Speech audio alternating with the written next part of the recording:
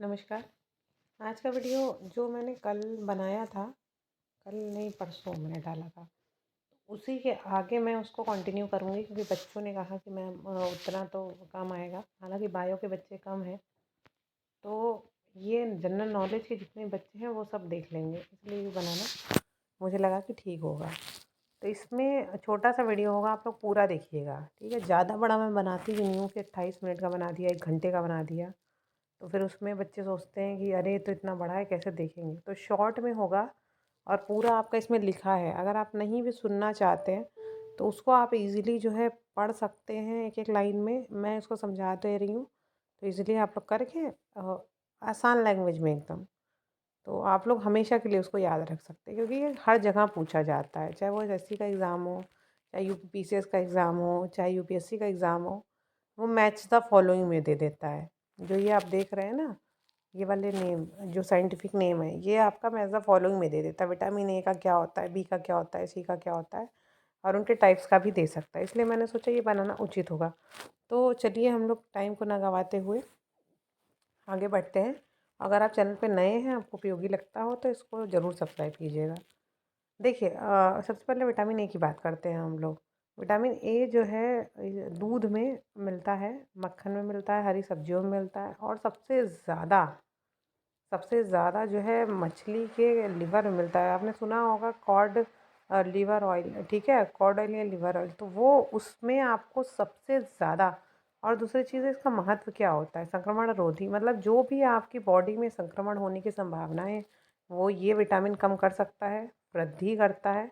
आँखों के लिए मोस्ट इम्पॉर्टेंट है। आजकल देखा होगा सबको स्पेक्स लग गए, चश्मे लग गए। क्यों लग गए? क्योंकि विटामिन ए की कमी। हरी सब्जियाँ कोई खाना नहीं चाहता। अब भाई नॉन वेजिटेरियन है तो वो हरी सब्जियाँ नहीं खाएगा, तो मछली तो खा नहीं सकता। अब जो मछली खाते हैं, आपने देखा होगा उनकी स्किन बहुत अच्छे से चमकती, शाइन करती है। अब मैं सबको तो नहीं कह सकती, लेकिन कुछ लोगों की करती है, जितना मतलब मेरे जानने में। तो रतौंधी रोग इससे होता है, प्रतिरोधी क्षमता घट जाती है, और नेत्र रोग होता है, आँख और त्वचा संबंधी रोग हो जाता है।